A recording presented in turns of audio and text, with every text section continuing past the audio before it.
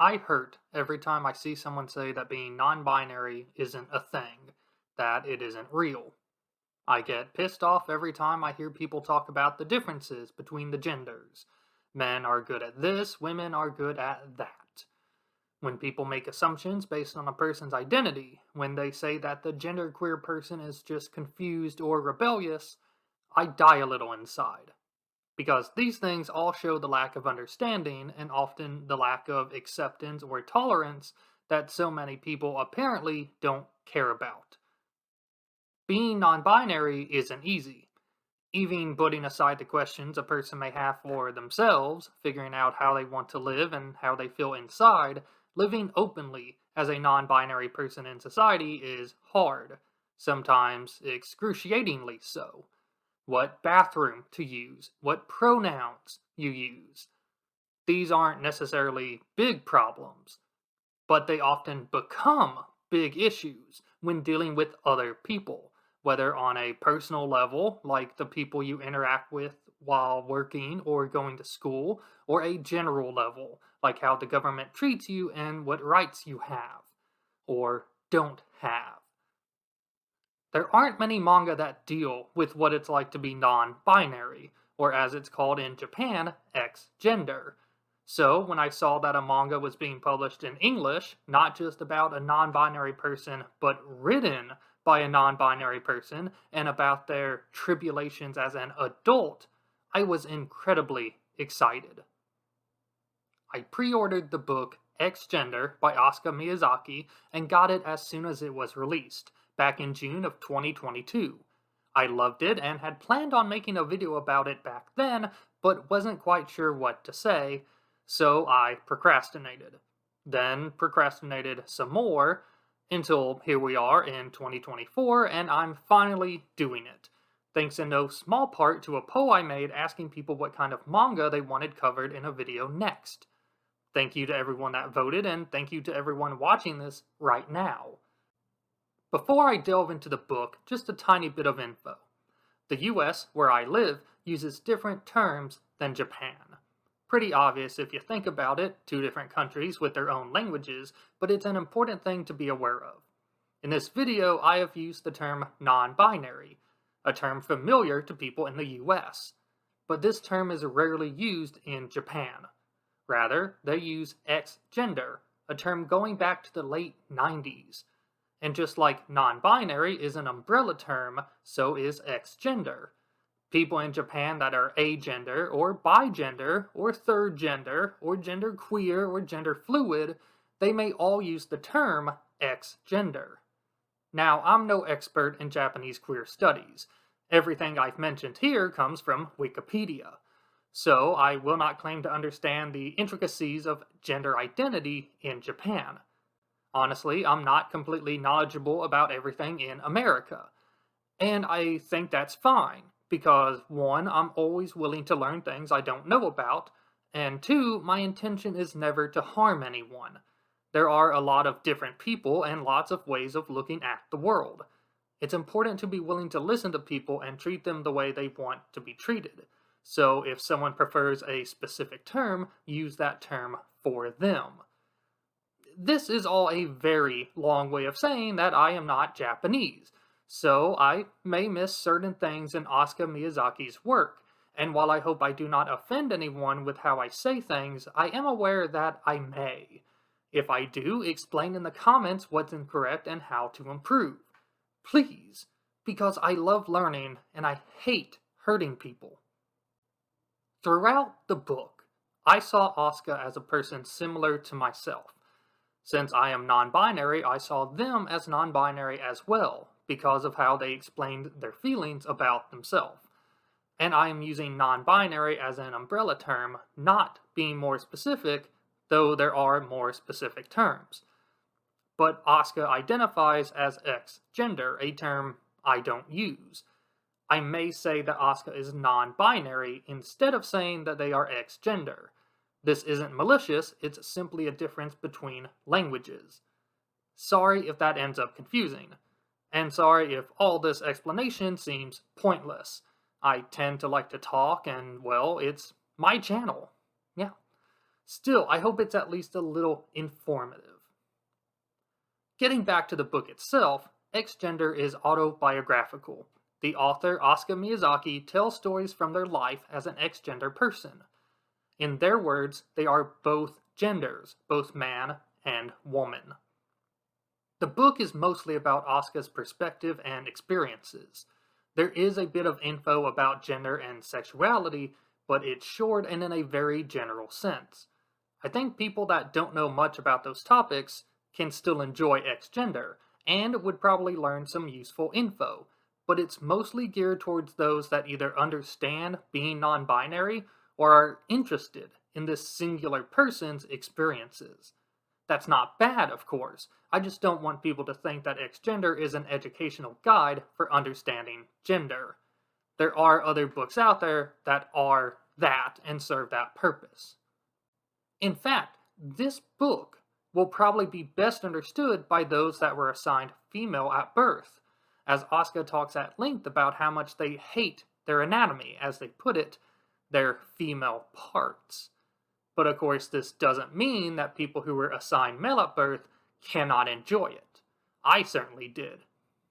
By the way, Asuka's language about gender is often binary. While I hate the idea of the gender binary, especially separating things into male and female, it makes sense in this context, as it's the easiest way to explain things to most people. Also, since Asuka says that they are both a man and a woman, they clearly don't see things the same way I do, as a person that wants to blur the lines between gender and be something that is both, but also neither. So, Asuka's gendered language is acceptable, but I understand it may be off-putting to some people, and that's fine. Warning. I will now be talking about some adult stuff, body parts and sex and the like. Xgender is rated for older teens, 16 plus, and Asuka talks a good bit about what life as an adult is like, including topics that may get this video demonetized. I don't care, I'm still going to talk about them, this is educational after all. But my point is, younger viewers, or those uncomfortable with any talk of sex, might want to bow out here. No judgment, I have a lot of videos that are kid-friendly and don't talk about sex, so if you want to leave, it's completely fine. To jump right into it, Asuka wishes they had a penis, and they hate their uterus. Besides the trouble that comes with having one, which Asuka dedicates an entire chapter to discussing, which is frank and informative, more on that later, Asuka simply gets nothing out of having a uterus or a vagina. In fact, those things are detrimental to Asuka's life. Asuka hates these parts of their body and wishes they had, quote, male anatomy. In other words, a penis. But, and this is very important and part of what makes being non-binary or Xgender difficult, Asuka doesn't want to be a man. They're not comfortable being a woman and they don't want to transition to become a man. As Asuka explains it, they don't want to grow a beard or change their voice, and they sometimes enjoy wearing feminine clothing. They just wish they had different plumbing. This is a struggle a lot of non-binary people have. Sometimes non-binary people will go on HRT, hormone replacement therapy, to change themselves in order to be more comfortable with their body. They're not changing their gender, just certain aspects of their bodies. That won't work for everyone though. For people like Asuka, there isn't a simple solution. Which is saying a lot, since even getting on hormones used to be incredibly difficult and can still be a challenge. Gender dysphoria can be extremely damaging to a person. Feeling like your mind doesn't match your body, with nothing to do to alleviate it, can feel like you're heading down a road that goes nowhere, waiting for the inevitable crash when you reach the end. It's not often discussed with non-binary people, and that's partly because non-binary people tend not to be discussed that much to begin with, unfortunately. And it is hard to talk about. When someone says they wish they were a woman, the answer may be obvious. They should live as a woman in whatever ways that person needs.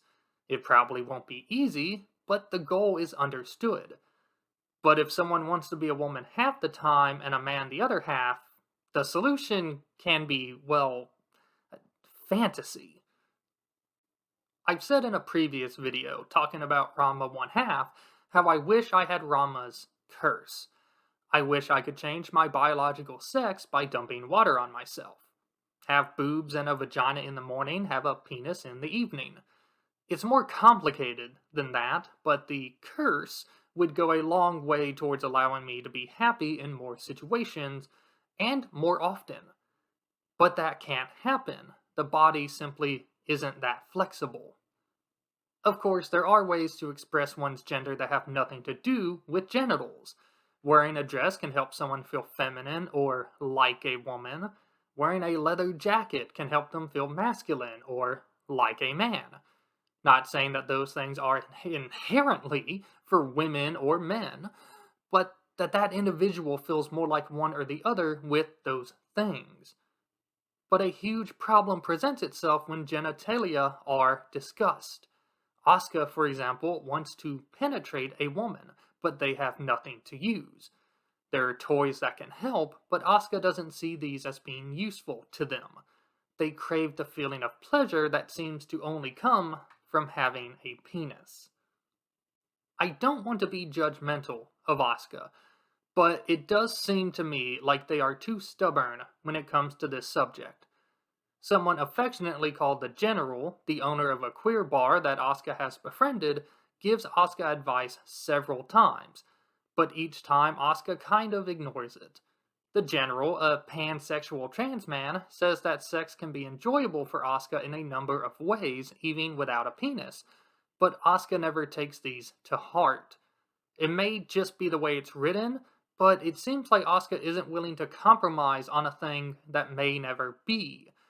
And that's a shame because sometimes it's worth compromising, and you can still have a great time after doing so. Like, Asuka wants to have sex by penetrating a woman, but refuses to consider toys because there wouldn't be any physical sensation for them. The General suggests that the sex can still be good because of the feelings of topping the woman and the entire act of sex with her, but Asuka isn't optimistic about it and still clings to the idea of a man-made penis that Asuka can feel and control themselves, which would be great, but isn't available to Asuka. So they just wallow and hate their situation. That's sad. I feel bad for Asuka and wish they didn't have these struggles, but I also wish they would be more open to other ideas. Part of Asuka's troubles don't involve them at all, though. Several chapters show Asuka trying and failing to find a compatible romantic partner through no fault of their own, but simple incompatibility. And that's a very real and common problem when it comes to dating, especially when you're a member of a minority trying to find a partner within a minority. Asuka, while not being a woman, goes to lesbian meetups. I get this. Asuka lives outwardly as a woman to most people, something a lot of non-binary people do because it's easier when a lot of people don't understand what being non-binary is, and Asuka likes women. It makes sense to go to a lesbian meetup. And while I know nothing personally about the lesbian community or real-life meetups in the US or Japan, it seems like this is accepted behavior, because Asuka meets another Xgender person at one of the events. Anyways, there end up being two major problems at the meetings. First is age. Asuka is 33 and not interested in a younger partner. At least not someone younger by a decade or more. Sure enough, there are a lot of young women out there looking for love, and Asuka is a little late to the game. But there's still hope, especially when Asuka looks for meetups that are for those around their age. But then, there's the second problem. Asuka can't handle optimistic or outgoing people. They prefer gloomy people, they say. Asuka is an otaku and a manga author at that and likes to stay inside. They're an introvert, and people going to a real-life meetup are often more likely to be extroverts. But online dating apps will have a bunch of liars that don't look or act like their profile describes, so what's the point of doing that? Or so Asuka says. This will come up more in my video about Volume 2 of Xgender, which I will someday make, I swear, but we learn that Asuka doesn't have a positive view of life. They don't want to reproduce or even adopt, unsure of how they would raise a child and afraid that they would just make the child miserable and create another miserable adult, like them. As Asuka puts it, everything about life scarred me. They don't want to continue this cycle. So Asuka obviously doesn't want to be with someone that wants to have a child, but they also just don't want to be with someone that looks at life positively. I can somewhat relate to this. Life is very painful, and the pain usually comes from either natural events we have no control over, like natural disasters or disease, or other people and their behavior. But I don't think viewing life as an endless struggle is good. Life is hard, but it is what it is. What else is there but life? I know there's death, but assuming that death is nothing, then life is all we've got. We've got to make the best we can out of it. But Asuka doesn't have the average pain everyone has.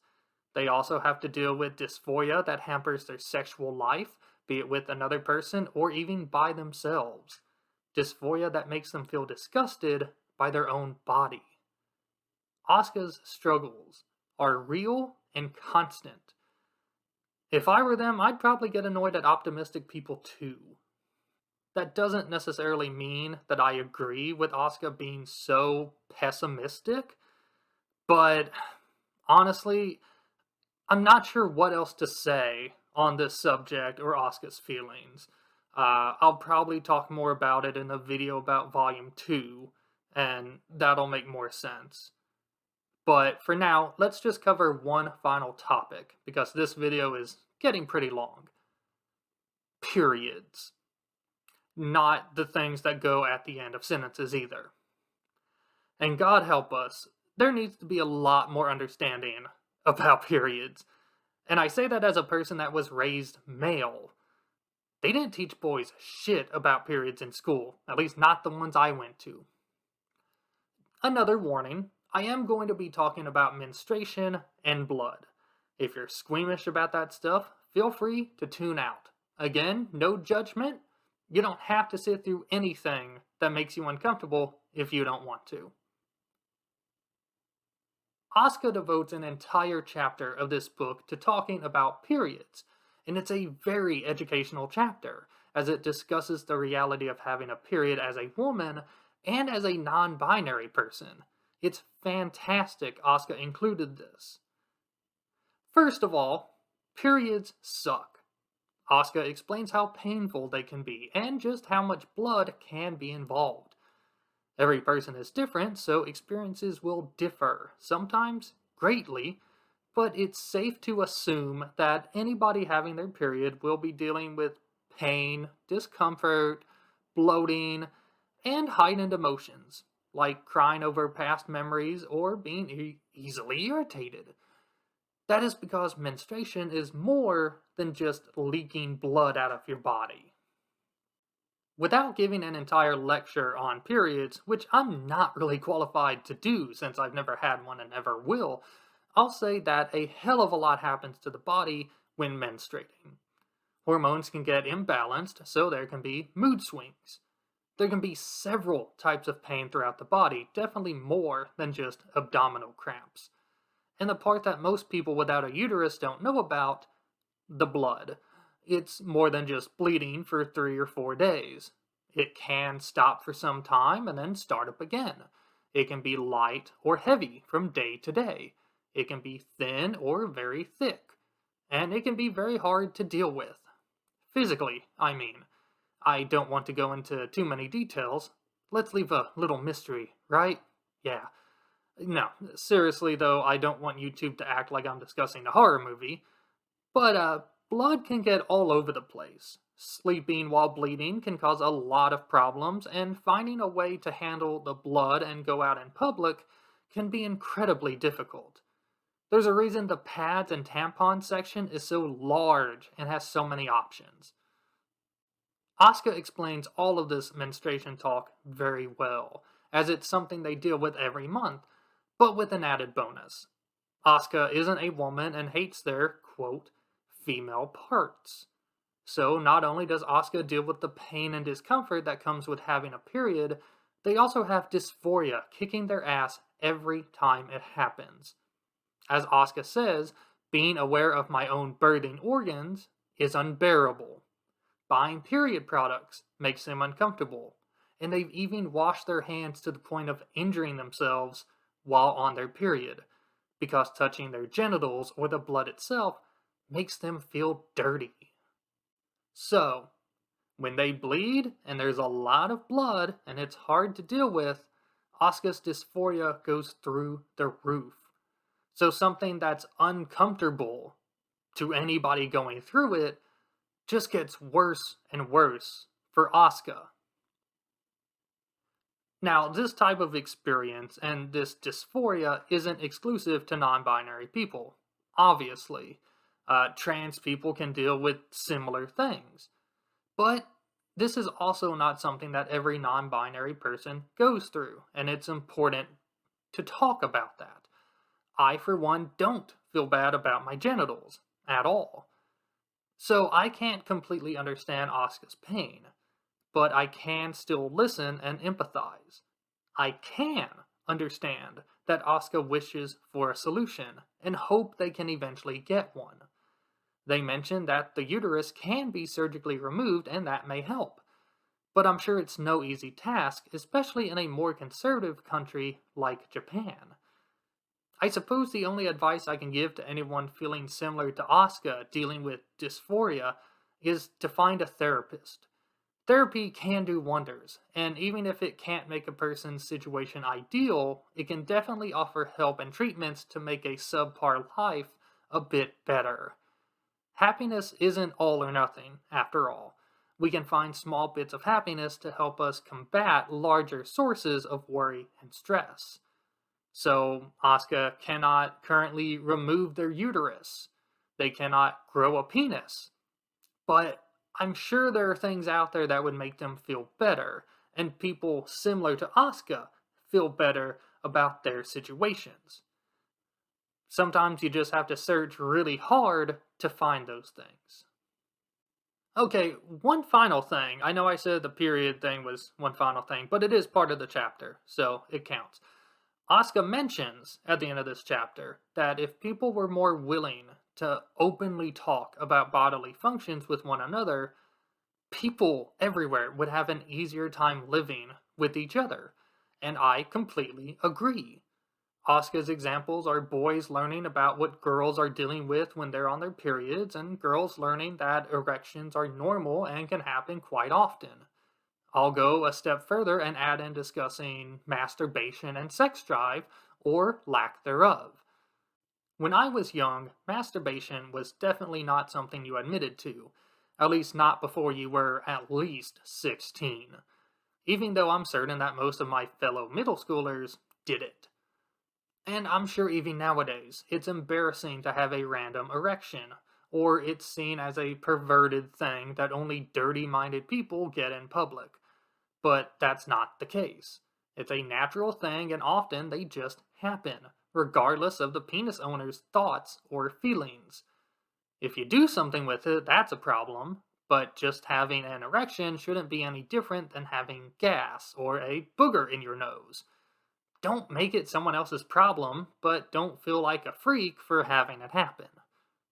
I think that a lack of communication between people leads to a lot of problems, and we as a society seem to be aware of this at times. When we talk about sexual double standards, for example, like it's okay for men to have tons of sex, but not for women, or men are just hornier than women. Those aren't factual statements, and they cause a lot of harm to both men and women. And I'm non binary, so this may sound self centered, but the more we talk about the differences between the genders, the more at risk we are of creating double standards, especially as we become more open to the various types of people that exist. Despite what the TERFs say, period products are for people that have periods, more than they are for women. The former is a more correct statement since some trans men have periods, and some women plain don't have periods at all, whether they're cis or trans. Erections can be had by people with penises, including trans women, or intersex people, or, maybe a non binary person that has a penis but doesn't want to be seen as a man. Crazy, right? The more we as people talk about our experiences, the more false beliefs we dispel, the closer we can get to one another. We can understand other people's experiences far more when we have an open mind, and we can open our minds by learning about things, especially things we haven't directly encountered before. To circle back around, so you've never had a period. Big whoop. You've definitely known someone who has. You've no doubt definitely talked to someone while they were on their period. That's a fact. So why not learn about them? Why not learn, even in just a general sense, what periods are like and what effect they have on the body, on the mind? Just be willing to learn, damn it! That's how we can grow as people. Holy shit, this has been a long time. I warned you at the beginning that I'd like to hear myself talk. But seriously, if you've made it this far, thank you so much for watching. Listening, rather, since I'm sure a lot of this video will be, I don't know, a gameplay or something. I definitely don't have enough panels from Xgender to fill every second of this, so sorry if it's not very fun to literally watch. If you're new to the channel, I make videos about queer anime and manga, as well as horror content, because honestly, making a second channel is too much damn work. I have several playlists you can use to check out whatever piques your interest the most, and of course, you can find me on Twitter at ShaggyJeebus to see whatever random stuff I post, or more likely, repost from others. I have a Patreon in case you want to support me in my endeavors to create YouTube content. It's patreon.com/ShaggyJeebus. If you join and send me money, it really puts a boot in my ass to create more videos. I also have channel memberships where you can, I don't know, get an emoji? I've gotta look into it more. I just don't get it. But I will at least give you a shout out. So thank you, Jessica Lucchesi, so much for becoming a member. The only one currently, but thank you very much, and I hope I didn't completely butcher your last name. Thank you so much, Jessica, really. That's it. I'm off to do God knows what with myself. I'll probably play Digital Devil Saga on my 22-year-old PS2. The thing's old, but it's still kicking just like me. Stay safe, everybody, and be happy. Now, good night, and keep watching the skis.